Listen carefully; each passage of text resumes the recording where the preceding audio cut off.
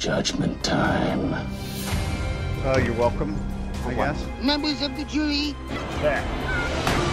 I really don't see what all the fuss is about. Oh my God, the Scoleri brothers! In favor of conviction.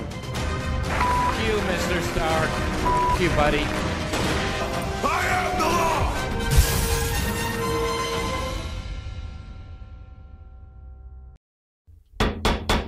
Ladies and gentlemen, welcome to Geek Court. I am tonight's Judge, Judy, and Executioner, Judge Aaron. Today we are putting 3 topics on trial. Is J.J. Abrams too safe of a choice for Episode 9? What is the best director's cut? And which franchise would work best resurrecting a protagonist? Tonight's topics will be fought over by our 2 defendants, Anthony and Nakia. How prepared are you guys for tonight? I actually have notes. Nakia didn't even bother making them. I have a whole gamut of materials. I know that to be untrue. Nakia, you also have some cards. I did make some notes. I know I'm feeling a little all right. Anthony's a tough opponent. I've argued with him before, so I'm looking forward to this. Please stop touching the other defendant's stuff. I'm gonna have to send the bailiff after you. He's right there. The outcome of each case will be decided upon by a jury of their peers. Now we've got Alex, Amanda, and Gabe. How are you guys? Awesome. Good. Ready to go. All fact-checking will be done by my totally gnarly bailiff, Nate. So the jury will decide the final verdict. But should the jury be split, my vote will count for 1/3 of the final verdict. The defendants will be judged based on who made the best case, not on personal bias. We will start with 3 cases, each worth 1 point. Let us begin our first case. J.J. Abrams has been confirmed to direct Star Wars Episode 9, which has many fans asking, is J.J. Abrams too safe of a choice for Episode 9? Nakia, you're going to go first. You have 30 seconds for your opening statement, which will begin now. Thank you, Judge. I'm going to start off by saying I think J.J. Abrams knows Star Wars. And if you look at his career, his entire career has been love letters to directors and franchises that he's been a big fan of. And if you look at his Star Trek movies, his Star Trek movie is basically his demo reel for Star Wars. So I think he knows Star Wars more than almost any other director. So I think that choosing him is definitely a safe choice because he's good at his job, and his job is making Star Wars. Well done. Just that time. Anthony, you have a 30-second opening statement beginning now. I think he's actually a very risky choice. He's part of the $2 billion club, the only Star Wars film to reach that. All eyes are going to be on J.J. Abrams. And now that she's brought back a director she knows how to work with, all eyes will be on Kathleen Kennedy. And her job is definitely a numbers game. Okay, only half the time there. Nakia, you get 1 minute for your rebuttal, starting now. All right. I'm glad that Anthony brought up that he is part of the 2 billion Star Wars, or 2 billion club, because he's good at his job making Star Wars. I think that if they sat in a room and they decided who was going to make Star Wars, J.J. Abrams would be at the top of the list, and that's why they chose him. The best thing that ever happened to Star Wars was Irvin Kershner. And it's because he was a guy that was an outsider that had done nothing. They gave him Star Wars, and he gave us what is arguably the best Star Wars movie ever made. I think that Abrams is good at Space Odyssey stuff. He's good at the drama stuff. He's good at the fighting stuff, which is everything I wanted in a Star Wars movie. And he is not going to bring us anything that's new. Because if you look at Episode 7, it's basically every Star Wars movie rolled into one. We have all the same plot points from Episode 4, and I think we're going to get some of the same things. And even if we don't get some of the same things, it's easy to choose him because even if we get the same things, it's going to be fine. Rest in peace. All right, Anthony, got 1 minute rebuttal starting now. I'd like to point out at no point did I say J.J. Abrams was a bad director. So let's just establish that now. I think that because he's had such success with A Force Awakens, that literally everyone will be watching him. Nobody is going to give him an inch, not even a centimeter to mess up. I also think it's pretty risky because, as we concede, he's already duplicated 1 Star Wars film, and since he's making the 3rd one, if he duplicates Return of the Jedi, I don't know that that's the strongest way to finish out this trilogy, both financially as well as for the fans. I think that J.J. Abrams could be a very dangerous pick, not because he's a bad filmmaker, but because he's going to have more pressure on him than any of the current directors have had on them to make a quality film that's not just teddy bears in a forest. I rest my case. All right, Nakia, you get a 30-second closing statement beginning now. Thank you. I know you didn't say he was a bad director, and I don't think he's a bad director either. But I do think he will give us the same stuff he's always given us. Star Trek was his chance to step out of his box and do something new. and he gave us Star Wars. So I don't think that it's a risk at all. They know that he's good. They know he can do his job. It would be a risk to pick an unknown, untalented person. So I rest my case. Right on time. Very nice. Anthony, you have 30-second closing statement. Begins now. Thank you for making my argument for me. Yes, he is going to give us the same stuff he's already always given us. And I think the best part about the original Star Wars trilogy was that every movie had its own unique flavor. The last thing, the most risky thing that we need is to have another film that's exactly like what we've already gotten. It completely spits in the face of Star Wars, and fans could react to it very negatively. I rest my case. Well done, both of you. I think you both brought up some great points. It's going to be a tough one. Bailiff, do you have any facts to check? Sure. Force Awakens, it's at 92% fresh. I mean, there is some fans that say it's very much like the original, but it is it is 92% fresh. So there are a lot of fans who love it. Empire Strikes Back's at 94% fresh. Irvin Kershner, and he is in the 2 billion club. Fantastic. Jury, have you guys reached a verdict? Yes, we have, and it's unanimous. We side with Nakia. All right. That brings us to 1-0. Nakia in the lead going into our second debate. So this week we had news of an It director's cut coming, which will supposedly have an extra 15 minutes of additional footage. So with that in mind, what is the best director's cut that's ever been made? Anthony, you're going to go first because obviously you didn't have that benefit last time. So you have 30 seconds for your opening statement starting now. I submit to the court and the jurors that the Daredevil director's cut is one of the best director's cut ever made. It adds to the movie. It adds in Coolio, which, I mean, boom. Coolio, Frigo and bald. It also cuts out a lot of the love stuff between him and Elektra, which even though they're married, I still don't believe it in real life. And I'm going to say that Daredevil is one of the best director's cuts ever made. Thank you. Coming in at 25 seconds. Very nice. Ooh, Nakia, nice. your 30-second opening statement starts now. I'm going to start by saying Richard Lesnar is a monster. Most director's cut movies expand on plot points or fix forgotten storylines. The Donner cut of Superman 2, which is what I'm submitting to the court, is a fundamentally different film. It's leaps and bounds better than the theatrical release, and unlike most director's cuts, it is 11 minutes shorter, proving that less is sometimes more, and it is still a deeper, more emotional film that expanded on all the characters. Rest in case. Also at exactly 25 seconds. You guys are doing great. All right, Anthony, you have 1 minute for your rebuttal, starting now. I actually agree with almost everything Nakia said. I think that the director's cut of Superman Returns is incredibly different. Or Superman 2, sorry, very different. So different, in fact, I believe that that movie is more akin to a remake, not a director's cut. Daredevil is additive. Director's cut should be taking what's there and adding to it to enhance it, not subtractive. The movie that you're talking about is a completely brand new movie. And it's also wasn't actually edited by the director himself. He oversaw it and consulted. It was edited by, I think his name is Michael Tamau, a completely different editor who took it upon himself after remastering the first one to edit it. Well done. Got a lot of knowledge there. Nakia, you have your 1 minute rebuttal starting now. Thank you. While he did not physically edit it himself, he was in the room giving direction for the edit. The Daredevil director's cut is not a horrible film, but it is not necessarily a good film, clocking in at an extra 30 minutes long, and all it really adds is more violence, a training montage, Coolio. All in all, it is the same film, not a better one. Lois Lane in Superman 2 is not a bumbling reporter. There is a scene early on in the film where she clearly realizes that Superman is Clark Kent, and to prove it, she jumps out of a window risking her life. Clark saves her and then runs back upstairs so she doesn't know it was him, and he thinks that that's forgotten. And later on in the film, when she decides to prove that he is Superman, he's like, well, you almost killed yourself. And she was like, well, I put my life in danger. And she shoots him with a gun. When he takes the glasses off, it's like, you could have killed Clark. She's like, not with blanks in the gun, proving that she is indeed an intelligent woman. It is a better film by leaps and bounds. All of the hokey stuff is gone. That's it, my friend. All right. Anthony, you have a 30-second closing argument starting now. I'm going to assume you actually haven't watched, at least recently, the Daredevil director's cut, because the biggest thing the Daredevil director's cut adds into the film is Matt Murdock.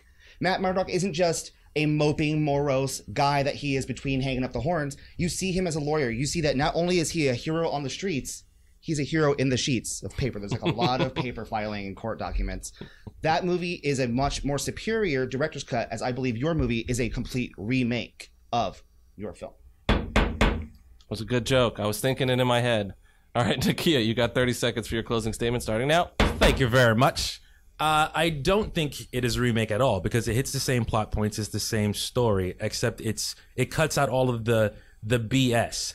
The throwing the S shield at the end of the movie fighting Zod, the splitting into 3 different Supermen, the shooting beams out of the hand, all of that is carved away because it's garbage and doesn't add to the film. The scene where Superman gets his powers back, which isn't in the theatrical release, it's never explained until the director's cut. I think the director's cut is a better film because it's just a better film. All right, Bailiff, what do you have for me? Oh boy, this is a good one. So the Donner cut is shorter. Daredevil is longer by 29 minutes longer. But a lot of the points that they hit, the plot points in both films, are accurate. And so I mean, that's pretty much it. Yeah, you guys both made really, really great arguments here, and those are both really good choices, actually. Jury, what do you guys have for me? By unanimous decision, we award the point to Nakia. Ooh, we're going into. I still say Nakia's film is not a director's cut. We're going into. It says it on the You thing. started your thing with it's a completely different film. Please, order in the court, fellas. We're going into the third debate here with 2-0, Nakia in the lead. So a new Halloween film is coming, and Jamie Lee Curtis has officially been announced to be returning, even though her character died. So that has us asking, which franchise would work best at resurrecting a dead protagonist? Nakia, you're going to go first. You got 30 seconds for your opening statement, which will begin now. If you made a list of the saddest character deaths in books or TV, claiming one of the very top spots would be Eddard Stark, the head of House Stark, the Lord of Winterfell. In a franchise that's already booming, the return of the most honest and well-respected character would literally be the icing on this cake. The North is in chaos, and there's only one man who could help unite the land in the face of an icy threat that is winter, and that's my man, Ned. A little more scripted there, but I liked it. Anthony, you got 30 seconds starting now. Notes, man. I'm actually going to make the case for Jyn Erso.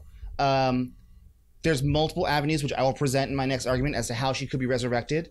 And I think that to resurrect a character, you've got to make sure that them coming back does not negate and or lessen the effect or motivations of the characters in the franchise. Seeing as how her death actually doesn't really mean much in the larger scheme of Star Wars, she's another casualty of war. Her coming back would not lessen the motivation of any of the characters within the franchise. I rest my case. Just in time. All right, Nakia, you have a 1-minute rebuttal. Starting now. All right. Death, when used well in a narrative, adds to a story. As long as it's not haphazardly used or thrown around. Never is this truer than in Star Wars. Every death in Star Wars is meaningful and it drives the plot forward, changing every character involved. You can go from Qui-Gon Jinn to Jango Fett, Mace Windu, Padme, Owen, Beru, Obi-Wan, Yoda, Vader. All of those deaths are important and they add to the world.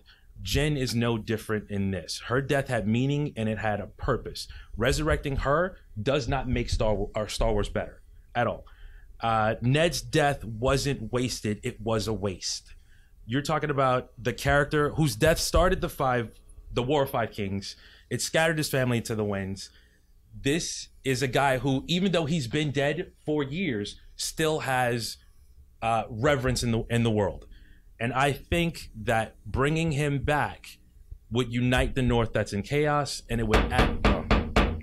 Gotta cut it short, my man. I know, man. All right, Anthony, you have a 1-minute rebuttal. Begins now. I actually disagree with Nakia. It is Jyn Erso's actions while alive that had ramifications through the Star Wars universe. Whereas literally almost every one of the main characters of Game of Thrones motivations are because of Ned's death. Jyn Erso can be easily brought back multiple ways. She, one, has another movie written into her contract, and you could easily use the purified kyber crystal her mother puts around her neck because of her deep belief in the Force to bring her back. You could argue that it saves her, the Empire gets a hold of her, and then you could even have where they try to brainwash her and turn her into the closest thing we'll ever get to Mara Jade, and then give her a redemption story. And she could become what amounts to basically the new Fulcrum, which is what Ahsoka Tano was. Okay. Nakia, you get a 30-second closing statement. Beginning now. All right. There are multiple ways that both these characters could be brought back to life. Ned could have been a faceless guy. Instead of getting the actual Ned start getting his head cut off. But this isn't about how to bring the characters back. This is if they make the story better. I don't think Jin's resurrection changes Star Wars for the better. But Ned's family was scattered, and now that they're coming back together, Ned's resurrection would bring this story full circle. And Ned would get the one thing he's never seen. He would see his kids achieve things. He would help his son take the throne, or his nephew. All right. Anthony, you get a closing statement. Beginning now. You get 30 seconds. I actually think Ned Stark coming back would stunt a lot of the characters in a very confusing time. A lot of crap's going on in Game of Thrones. Whereas I think as Ahsoka Tano moves out of Fulcrum, we could have a new character who's been alive and we didn't know it, Jyn Erso, take her place, become the new Saw Gerrera, the new background, underground, extreme part of this new rebellion that we have to have. The one that gets it done when they can't do it themselves. Jyn Erso is my pick. And what if Jyn was Rey's mommy? Am I right, guys? Am I right? Yeah. Let's go with that, Your Honor. All right, let's hang 10 with my bro over here. Bill, if you got anything from me? It was a pretty clean fight. All the facts, the Kyber crystal, it's all accurate. Ned Stark, the nephew, was all pretty clean. No facts to check, Your Honor. All right, hang loose, bro. Hang loose. Jury? Hang loose. You guys have a verdict? Yes, we have reached a verdict, Your Honor. We find in favor of Anthony 2-1. All right. That brings us into the speedster round at 2-1. It's split. You got to pick who. Oh, you said no, it's not split. We find in favor of Anthony 2-1. Yeah. So two of them against one. You can keep it or you can overturn it. Yeah, I'm going to keep it. Yeah, you argued really well. You knew everything about everything. That's why I'm like, anyway, sorry. My bad. But anyways, that's bringing us into the speedster round, 2-1. Nakia 2, Anthony 1. Nervous round. So in the speedster round, each case is going to be worth 1 point. You will each blindly defend 3 cases. Your stances on this case will be pulled from the sorting hat, which you're doing right now. Our first question is, so the past summer had a lot of great villains. So we're asking, which is the best summer movie villain? Do you guys want to announce who you got so far? You can go. I got David Thewlis as Sir Patrick, Ares from Wonder Woman. Okay. All right, so you're going to get a 20-second opening statement. Oh, I got Sophia Boutella as Amunet in The Mummy, by the way. Oof. Jesus, so bro. Because I went first. Okay, well, he said you could go first, but I'm going to let you go, Anthony. You get 20-second opening statement starting now. Sophia Boutella as Amunet is the best summer villain of those two because at least she's actually in most of the movie, and you know she's the villain. They don't hide it or pull a bait and switch. She is the villain right from the beginning. Her and her bangs. She's terrible bangs. All right, 15 seconds there. All right, Nakia, you get a 20-second opening statement starting now. I think Sir Patrick is a better villain because they do the bait and switch. Like, they don't tell you he's the Ares, and then they tell you he's Ares. And I think he's the best because he's got a porn stash that's out of this world. All right, so now we'll go to our 10-second closing argument. Anthony, you go first right now. We all knew he was the villain the second we saw him anyway, so the bait and switch didn't even work. At least they didn't try to pull the wool over our eyes. They made a shit movie, crap movie, and we got a crap movie. So there you go. All right, Nakia, you got 10 seconds. Closing Nothing statement. was more villainous than that mustache. Nothing. It is the worst thing that I've seen in a movie ever. I rest my case. I got nothing left to say. Did you look at that mustache, So Your wait, Honor? is he a bad villain or like a crappy villain? Hey. Yeah, he's also animagus, so that's great. Bailiff, you got anything for me? The mustache is menacing looking, and the mummy is on screen for most of the movie. Very true. Though she's not really a mummy for most of the movie. She's just like around. She's just like a lady. Well, for that's a little kind of while. the nature of the franchise. That's the franchise's I agree fault. with you. All right, Jury, what do you got for me? We are 2-1 for Anthony on this one. Anthony. I really do like the argument here about a porn mustache.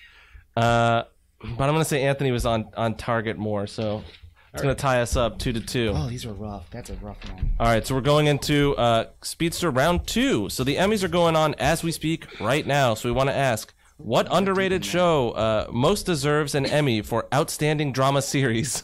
Oh, that means it's not a drama at all. No, you didn't. That means it's a comedy. Oh god, I'm gonna get Big Bang. I can just feel it. What do we got? All right, Nikki, you're gonna go first. So why don't you tell us yours? All right, I got Gotham. All right, so you get 20 seconds. We're gonna start right now. I think Gotham is the best drama on television today because it is the first time in the Batman mythos that Alfred is the killer of the Waynes, and he's got to be because Bruce Wayne said the killer had nice shoes. No one has better shoes than Alfred. The rest of my case. Okay. Drama left and right. All right, coming in at 10 seconds. You didn't need any more time than that. All right, None. Anthony, who do you have first, or what do you have? I've got the Inhumans. Oh, Jesus. Okay, you got 20 seconds on the clock, starting now. Not only drama of the year, drama of the century. A drama is supposed to incite in you emotions of drama. And watching this show and why it got made and why her wig won't move and why Anson Mount can't act will create so many feelings of drama inside of you that it truly did its job of any drama to really make you feel something. All right. Nakia, you have 10 seconds to rebut and close yourself. All right. Catwoman steals things and she drinks milk. That's drama. It's Catwoman. You get it? Bruce Wayne is a tiny boy that's doing no training. You can't get. They took the Batman out of Batman and gave me drama. I'm sorry. That's 10 seconds. All right. You have 10 seconds to close out, and if you want to make a rebuttal and you can fit it in there, go crazy. I'd like to point out Catwoman's barely in the most recent season, which would be the one that wins an Emmy, and actually Bruce is training and has a weird gimp costume, so that's moot. Again, Medusa's wig. Nothing more dramatic than that terrible, terrible wig. All right. Those were both really tough. I don't even know. I mean, there's some drama with Inhumans being in theaters and making $1 million, I think, total. So Yeah, 1.2. 1.2. All right, Nate, what do you got for me, buddy? Alfred didn't kill the Waynes in Gotham. We don't know that. We don't know that. It's Matches Malone. Yeah, I didn't lie. We don't know that. No, we do know now. That's the big one. But Okay. Everything else is pretty good. All right. I guess. Are you actually watching this series? No, I'm not, but I had to look it up. Okay. All right, jury, what do we have? We have a unanimous decision with Nakia. Oh, my God. I would have... But all his facts weren't even correct this season. Well, it's all about who argued better, I argued guess. I mean, not I guess. This is my court, and that's how we're judging. Okay. Nakia was right that a Catwoman is a woman drinking milk. That's Little girl. This is going to bring us into the final speedster round, and what So what could country be you live in? what could either tie us up or win the game. So the question is, HBO is rumored to be shooting multiple endings for the Game of Thrones season finale. So bear in mind, guys, there might be slight spoilers for the current or the most recent season of Game of Thrones. So if you've not finished it, please turn away now. What is the best possible ending for Game of Thrones? And as this is a tricky topic, I'll give you guys a little bit of time if you want to think it over. I'm good. You're good? Let's All right, go. because you're going first anyways. Yes, that's cool. So why don't you announce what you've got? Mine is everyone gets along and agrees to live in the first democracy. All right, I'm going to give you 20 seconds on the clock to argue that. Everyone gets along and agrees to live in the first democracy. Done. Stitched up. That would help confirm a fan theory that this is actually a direct history that we've all forgotten of our own society. They could tie it in a la Battlestar Galactica right into how Westeros slowly became what we have now. I think that's perfect. Done. America, the besteros, am I right? The best, right. the besteros. Nakia, you've got 20 seconds. You ready? Oh, man, this what have is you got bad. first? A new threat arises from outer space, setting up Galaxy of Thrones. Oh, my God. Okay. 20 seconds. Starts now. The best way to end it is to have the White Walkers marching across the ice, right? And then a giant cube lands, and it's the Borg. And then they get out and make Borg White Walkers. And then Aren't they already? Sansa and co have to gear up and join forces with the Federation and stop these guys. You sound sad, my friend. All right, let's go to our closing arguments. You got 10 seconds, Anthony, starting now. First of all, modern democracy, flash forward to the future for the last episode, we find out Donald Trump Targaryen. Boom. Who's his dragon? Steve Bannon morphs into a dragon. Second dragon? Boom. Kellyanne Conway. Third Only got- dragon? only Sarah got Huckabee two. Sanders. Only got 2, so that's good. All right, Nakia, you got 10 seconds on the clock. Starting now.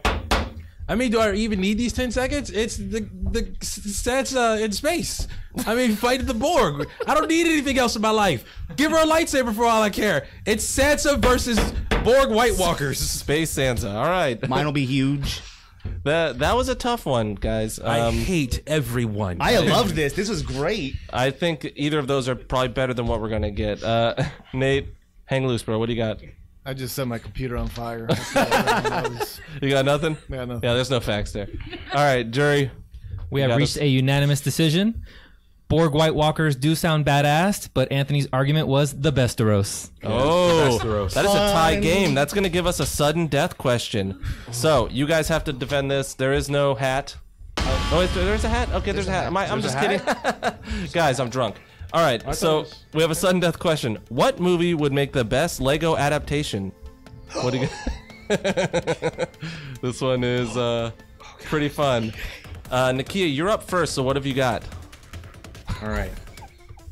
Picture, if you will, the son of a Lego no one's ever seen, being the chosen Lego to set the other Legos free in Passion of the Christ Legos. The poor little Jesus Lego will be crucified, and we've never seen Lego blood before. This will be the best. It'll be the first R-rated Lego movie.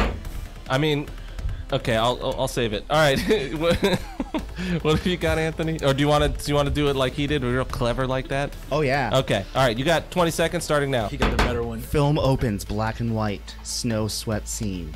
Lego gates, Lego buildings. A lot of Lego people marching, getting Lego tattoos. A lot of other Legos with nice Lego boots, shooting at them. Screen pans out. Lego Schindler's List or Lego's Craggle. All right, Nakia, you Schindler's Lego. You got 10 seconds. I have a Lego manger scene. It would be nice to see one actually on the screen. We get the Passion of the Christ Legos. We could see Lego Jesus die for all the Lego sins and then be resurrected 3 days later. 3 legs later. All right, Anthony, you got 10 seconds starting now. Finally used for all those awkward black and white Legos we all have and never know how to use. Plus, you know Liam Neeson will come back and do the voice of this. Lego Schindler's List, or again, as I say, Schindler's Lego, really is where it's at. Plus, Lego trains. Schindler's legs, I like it. Nate, is there even a fact here? Is he setting his computer on fire again? We're all going to hell. That's a fact. I'm making Schindler's Lego. You know what? I love this question. Guys, what do you got, jury? All right. As much fun as Schindler's Lego would be, we are in agreement with Nakia. Passion of the Lego would be amazing. All right. Well, that makes Nakia our winner with 4 points to Anthony's 3. Yeah. Watch Schindler's Lego in a heartbeat. Fantastic work, guys. Fantastic work. So I want to thank both of you guys for being here. Anthony, you have anything to say before you are hauled off to jail? I guess don't follow me on Instagram because you might not like me now. It's THWWIP, but I'm sorry. Schindler's Lego would be great. All right, Nakia, you're the winner tonight. You go away free. I know. I'm free. Oh no, I'm not gonna do it. What are your final thoughts? What are you feeling? How do you feel? No, it was good. It was good. Like I said, I love being up here. I was really nervous going up against this guy because, like I said, I debate this guy all the time, and he's really good at what he does. All right. Well, also to thank our jury for doing their civic duty today, and my bailiff for being super cool. And I'd like to thank Full Moon Creative Studio for letting us shoot here. Make sure to share, subscribe, and leave us a comment to tell us who you thought argued best. I'm today's Geek Court Judge, Judge Aaron. Thank you for joining us. Court is adjourned.